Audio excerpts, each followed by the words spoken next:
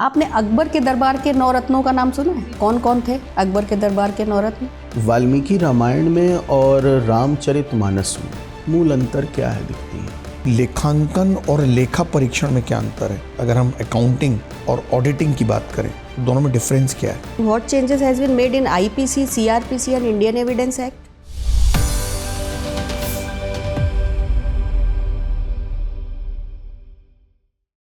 May I come in, sir? Yes, please come in. Good afternoon, sir. Good afternoon, ma'am. Good afternoon, sir. बैठे. Thank you, ma'am. Comfortable? Yes, ma'am. Anjani, आप हिंदी में बात करने में comfortable हैं, English में? दोनों लैंग्वेजेस में, मैम. ठीक है. अपना एक संक्षिप्त परिचय दीजिए बोर्ड मेंबर्स को. मैम, मेरी प्राइमरी एजुकेशन से लेकर के 12th तक का मैंने लखनऊ से किया है. उसके बाद मैंने doctor APJ Abdul Kalam university से अफिलिएटेड कॉलेज से गाज़ियाबाद से बीटेक किया है इलेक्ट्रिकल एंड इलेक्ट्रॉनिक्स इंजीनियरिंग में. फिर मैंने 5 साल तक कॉरपोरेट में जॉब भी की है. कोविड के टाइम पे मैंने जॉब क्विट करने का सोचा और फिर मैं सिविल सेवा की तैयारी में आई हूँ. उसी के ड्यूरेशन पे मैंने एक और एग्ज़ाम क्रैक करा और अभी मैं Uttar Pradesh power corporation limited में एग्जीक्यूटिव असिस्टेंट के पद पे कार्यरत हूँ और एग्जाम्स भी दे रही हूँ सिविल सेवा वाले. अच्छा, प्राइवेट सेक्टर में आपने जब काम किया था तो कहाँ पे काम किया था आपने? मैम, 3 इंडस्ट्रीज़ में काम करा था. एक हिंदुजा ग्लोबल सॉल्यूशंस में, उसके बाद आई एनर्जाइजर में और फिर उसके बाद टेक महिंद्रा में लास्ट. ठीक है. Uttar Pradesh power corporation limited में आप अभी काम कर रही हैं. किस प्रकार की कंपनी है ये? मैम, अभी तो सरकारी ही है, बट 2000 मतलब पहले तो पूरी तरह से सरकारी थी. बोर्ड एक था, ब्यूरो था. 1998 के आसपास इसको फिर एक लिमिटेड में कन्वर्ट कर दिया गया, प्राइवेट लिमिटेड में. ओके. ये बताइए, आपने नवरत्न और महारत्न इन कंपनियों का भी नाम सुना होगा. जी मैम. क्या होती हैं? Ma'am, sorry ma'am. कोई बात नहीं. आपने अकबर के दरबार के 9 रत्नों का नाम सुना है? जी मैम. कौन कौन थे अकबर के दरबार के 9 रत्न? मान सिंह, टोडरमल, बीरबल, फैजी, अबुल फैजल. मैम, इतने रिकॉल कर पा रही हैं. ठीक है, कोई बात नहीं.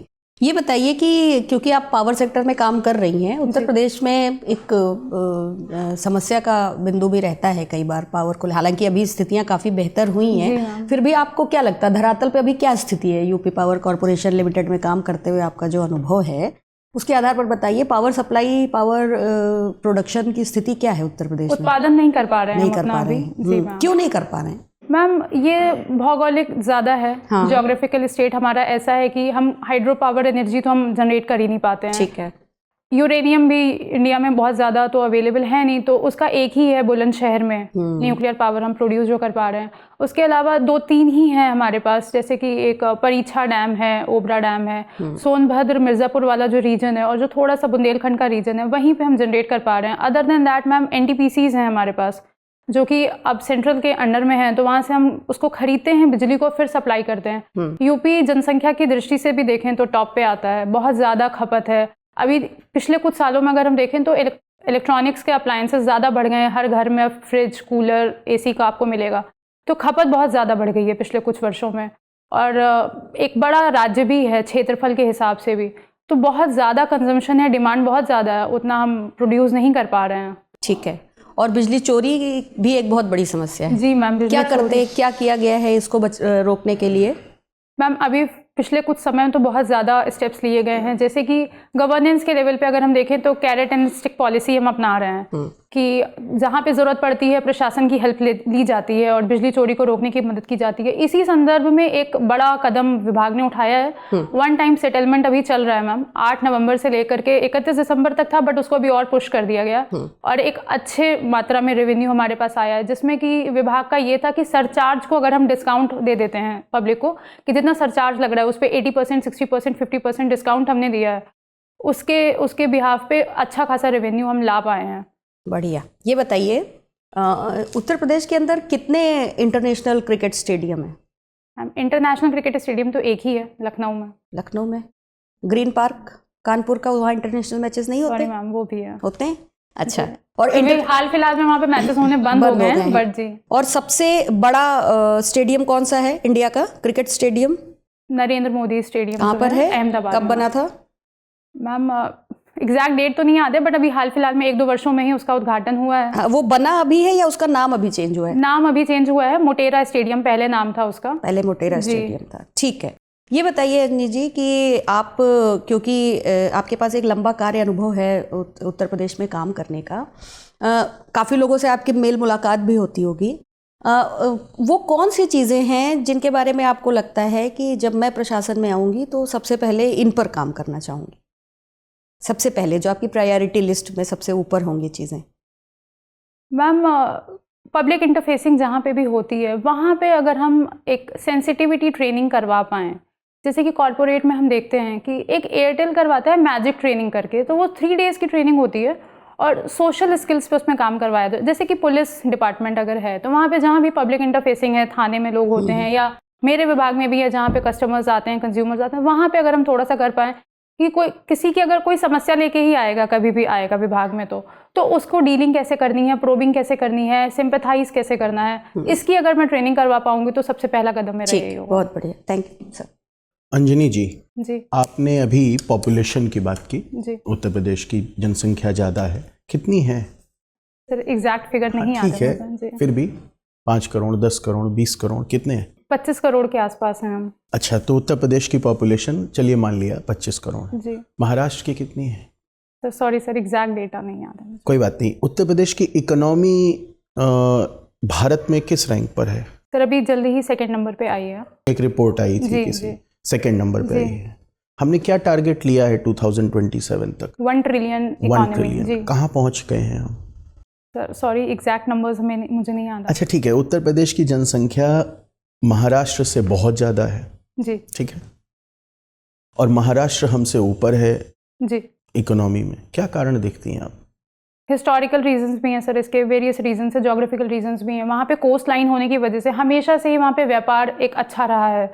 अदर कंट्रीज से हम व्यापार कर पाए हैं। यूपी एक लैंडलॉक्ड स्टेट है। और दूसरा सर ये कि यहाँ पे खनिज की उपलब्धता नहीं है यूपी में, महाराष्ट्र में है। हम यहाँ पे क्या क्या खनिज मिलते हैं महाराष्ट्र में? सर, कोल भी है, आयरन ओर्स भी हैं। जो विदर्भ वाला रीजन है वो एक रिच रीजन है। यूपी में खनिज ना के बराबर ही है, मतलब पूरे इंडिया का अगर हम देखें तो सिर्फ 2% हमारे पास और ओर्स खनिज हैं। है उत्तर प्रदेश में तो कहाँ है? सर, बुंदेलखंड वाले रीजन में ही है, दक्षिण की तरफ है। जी जी। ठीक। वो भी बहुत ही मिनिमल अमाउंट में है। चलिए, अच्छा, करंट अकाउंट डेफिसिट क्या होता है और अभी क्या स्थिति है भारत की? सॉरी सर, मैं रिकॉल नहीं कर पा रही हूँ अभी कि एग्जैक्ट अच्छा, डेफिनेशन कोई क्या है बात उसकी। नहीं। ये बताइए, उत्तर प्रदेश की जनसंख्या घनत्व कितना है? 829। हाँ, ये डेटा आपको याद है। एनीवेज, उत्तर प्रदेश में इस समय एक ऐसा सिटी पॉपुलर हो रहा है जो पूरे भारत में बल्कि विश्व में हो सकता है कि एक बड़ा ही ग्रोथ पोल की तरह कार्य करे। किस डिस्ट्रिक्ट की बात कर रहे हैं हम लोग? अयोध्या की सर। अयोध्या की। क्या पोटेंशियल दिख रहा है आपको? सर, टूरिज्म में बहुत ज़्यादा पोटेंशियल दिख रहा है, हॉस्पिटैलिटी सेक्टर में पोटेंशियल दिख रहा है। हॉस्पिटैलिटी सेक्टर जब बढ़ेगा तो ट्रांसपोर्ट फैसिलिटीज़ भी बढ़ेंगी। स्टेडियम का अभी उद्घाटन हुआ है, सॉरी एयरपोर्ट का अभी क्या नाम है उद्घाटन उस हुआ है। एयरपोर्ट का? महर्षि वाल्मीकि कर दिया गया है, पहले रामचंद्र जी के नाम पे था, बट अभी उसको महर्षि वाल्मीकि जी। एयरपोर्ट है। अच्छा, ये बताइए, वाल्मीकि रामायण में और रामचरितमानस में जी। मूल अंतर क्या है, दिखती हैं आप? सॉरी सर, अभी मैं नहीं बता पा रही हूँ। अच्छा, कोई बात नहीं। मुझे ये बताइए, अभी हाल में भारत की संसद ने एक बिल ले आया जिसमें इलेक्शन कमिश्नर के अपॉइंटमेंट को लेकर कुछ सुप्रीम कोर्ट के डिसीजंस के अलग बात की गई। जी सर। क्या है ये? सर, सुप्रीम कोर्ट ने ये बोला था कि एक कमेटी बनाई जाए। कौन से केस में? सॉरी सर, वो याद नहीं आ पा अच्छा, रहा कोई मुझे भी। जिसमें कि 3 मेंबर्स होंगे, प्राइम मिनिस्टर होंगे, लीडर ऑफ अपोजिशन होंगे और चीफ जस्टिस ऑफ इंडिया होंगे। ये कमेटी तय करेगी, चीफ इलेक्शन कमिश्नर का कमेटी बताएगी कौन जी अपॉइंटमेंट करेगी, क्योंकि कॉन्स्टिट्यूशन में कुछ भी मेंशन नहीं है कि अपॉइंटमेंट कौन करेगा। तो कुछ भी नहीं मेंशन है, लिखा हुआ है कि प्रेसिडेंट करेगा। जी सर, प्रेसिडेंट करेगा, बट जैसे किसी कमेटी का मेंशन नहीं है या उनकी क्या क्वालिफिकेशंस होनी चाहिए, ऐसा कुछ भी मेंशन नहीं है। तो अभी जो केंद्र सरकार बिल लेकर के आई है उसमें उन्होंने कहा है कि प्राइम मिनिस्टर होंगे, लीडर ऑफ अपोजिशन होंगे और एक कोई कैबिनेट मिनिस्टर होंगे जिनको प्राइम मिनिस्टर ही अपॉइंट करेंगे। ठीक है, तो इसमें क्या दिक्कत है, क्या चीफ विवाद है? जस्टिस को हटा दिया गया है, इस बात पे विवाद चल रहा है। तो आप किस तरफ हैं? सर मुझे ऐसा लगता है कि ये सही फैसला है केंद्र सरकार का, क्योंकि अगर हम जुडिशरी को इन्वॉल्व करते हैं तो वो सेपरेशन ऑफ पावर जो एक बेसिक स्ट्रक्चर ऑफ कॉन्स्टिट्यूशन है, कहीं ना कहीं हम उसको ब्रीच करेंगे। तो इसका मतलब है कि इलेक्शन कमिश्नर की इंडिपेंडेंस पर इससे कोई फर्क नहीं पड़ेगा? सर इंडिपेंडेंस पे तो आई गेस नहीं फर्क पड़ना चाहिए। अच्छा, कोई बात नहीं सर। अंजनी जी, जी सर। आपने बेसिक स्ट्रक्चर ऑफ कॉन्स्टिट्यूशन की बात की। जी। What is the basic structure of constitution? In Keshwanand Bharati case, Supreme Court has mentioned some of the points that these are the basic structure of the Constitution, like separation of law, federal तो structure of। Conclusion है, जी वो तो परिणाम है। जी sir. पूछ रहा हूँ मौलिक ढांचा या बेसिक स्ट्रक्चर क्या है कॉन्स्टिट्यूशन का, अगर एक सेंटेंस में आप इसको डिफाइन करना चाहें।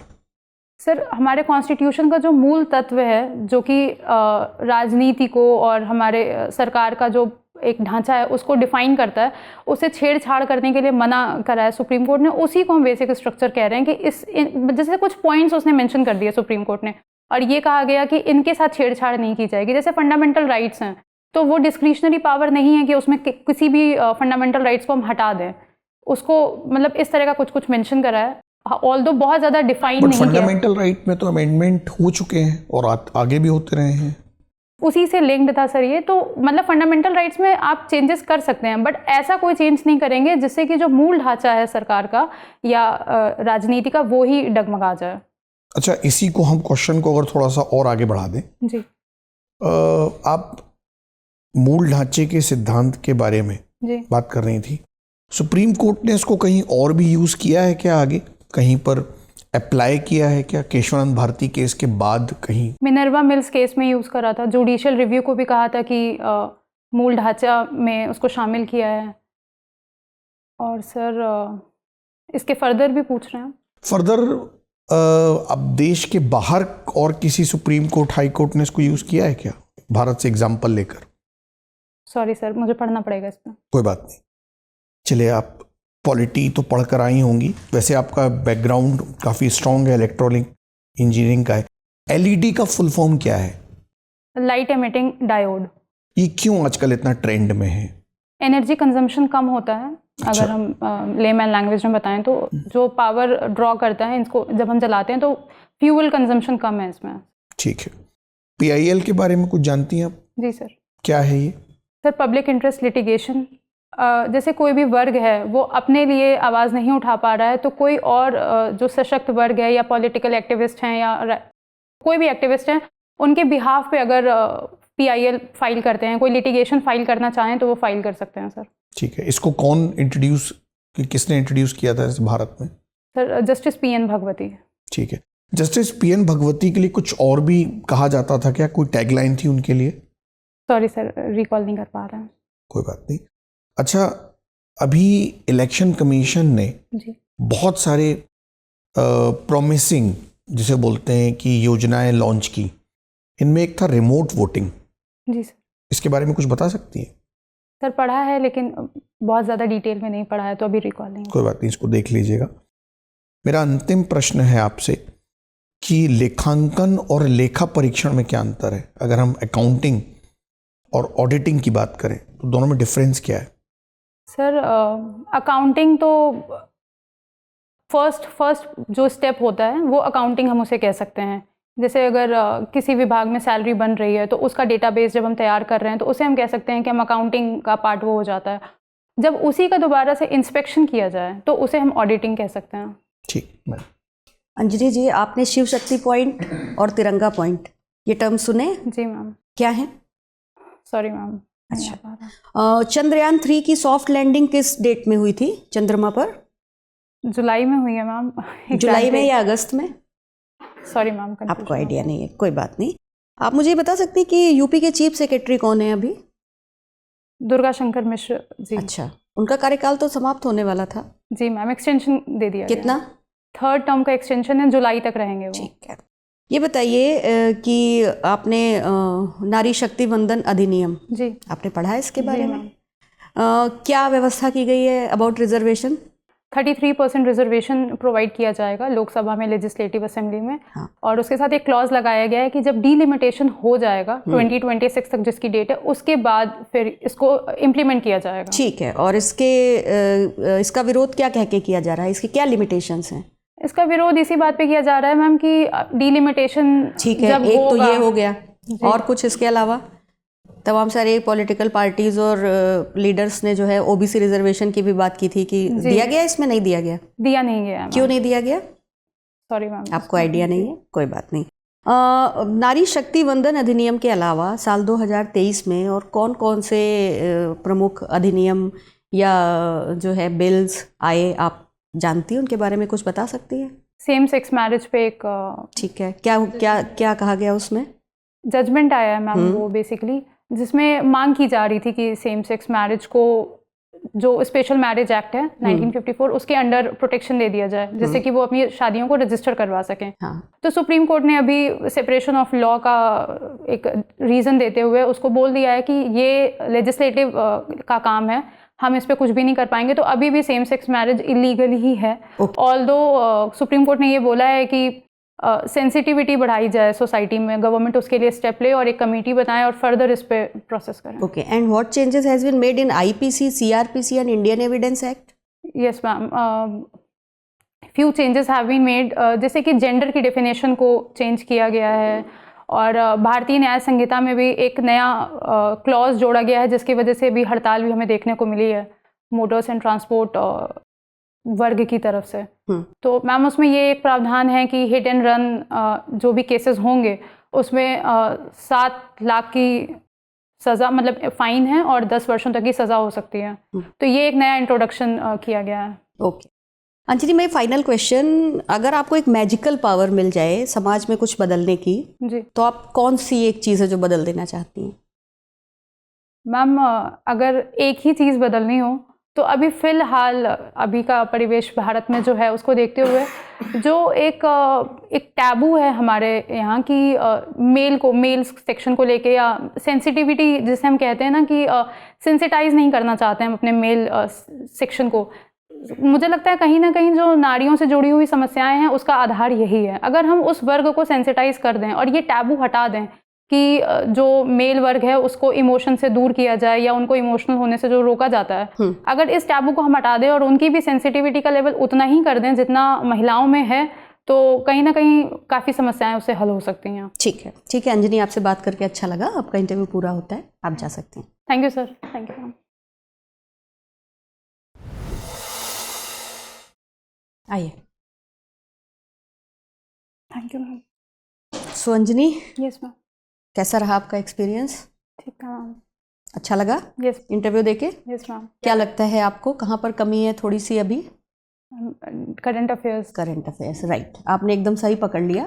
देखिए पिछले साल की जो कुछ बड़ी चीज़ें रही हैं वो यही नहीं है, IPC, CrPC, Indian Evidence act, Chandrayaan और विमेन रिजर्वेशन बिल।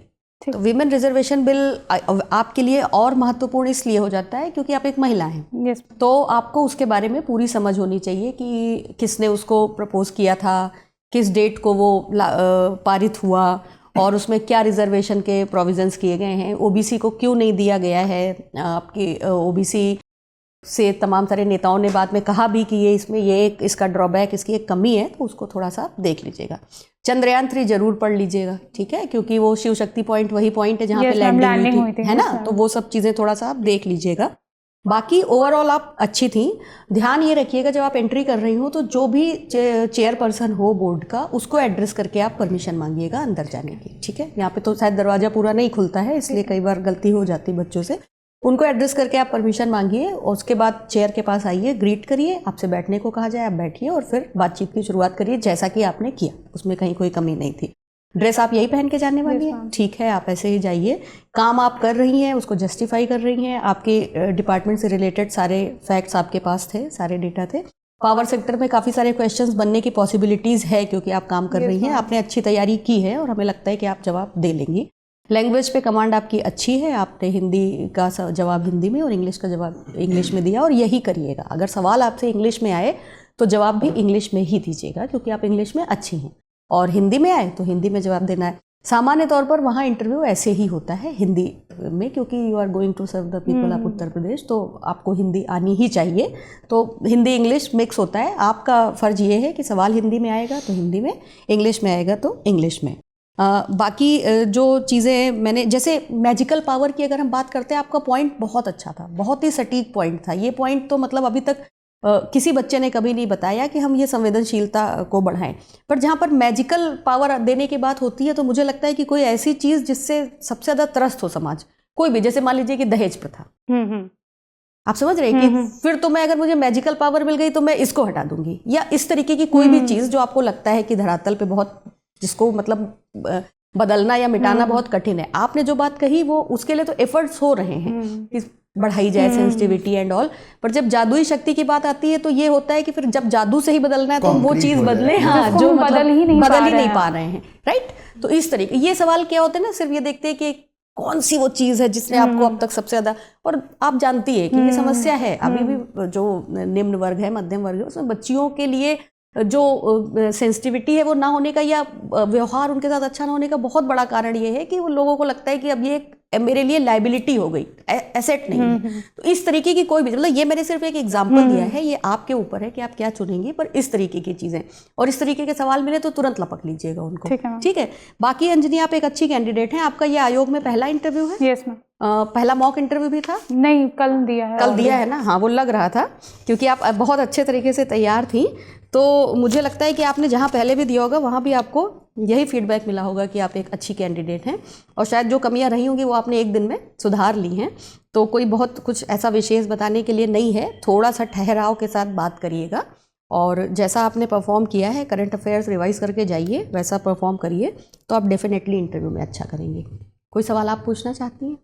नहीं मैम, यही था कि क्या पढ़ें, अभी बहुत कम टाइम है। नहीं, आपकी तैयारी अच्छी है, लेकिन ये जो चीज़ें हैं ना, ये तो 2 घंटे की हैं। आप जो पिछले साल में जो चीज़ें चर्चा में रही हैं उनको एक बार ज़रूर पढ़ लीजिएगा। जो स्पेस मिशन हमारे चंद्रयान के अलावा भी गए, अदर कंट्रीज़ के भी गए, और अपकमिंग जो हैं वो भी थोड़ा सा नाम उनका पढ़ लीजिएगा। कुंभ होने वाला है, अयोध्या पे सर ने सवाल पूछा, अयोध्या के बारे में सब चीज़ें अच्छे से पढ़ लीजिएगा, क्योंकि वो न्यूज़ में है। कुंभ होने वाला है, कुंभ कब से शुरू होता है, कब खत्म होता है, कहाँ कहाँ लगता है इंडिया में, प्रयागराज में क्यों लगता है, उसके पीछे की क्या कहानी है, वो सब चीज़ें। लखनऊ से हम कोई सवाल नहीं पूछ पाए, लेकिन मुझे लगता है कि आपने लखनऊ की हिस्ट्री को भी पढ़ लिया होगा, लखनऊ के नवाबों के बारे में, कौन आखिरी नवाब थे और क्या है उनका लेगेसी, क्यों नवाबों का शहर कहा जाता है, और वो सब चीज़ें, फेमस हिस्टोरिकल इमारतें कौन सी हैं, तो सब थोड़ा सा देख लीजिएगा, तो आप अच्छा करेंगे। ठीक है, और कुछ नहीं मैम? ठीक है, all the best. Thank you.